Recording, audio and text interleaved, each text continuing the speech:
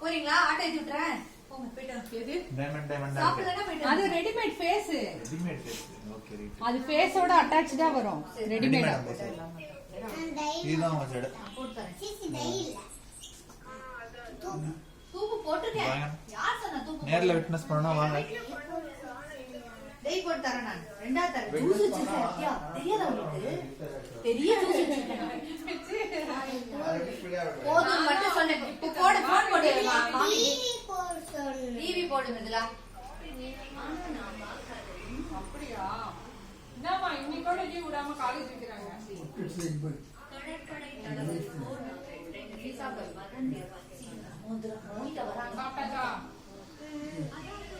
Monica ஆபீஸ்ல இருந்து வருது.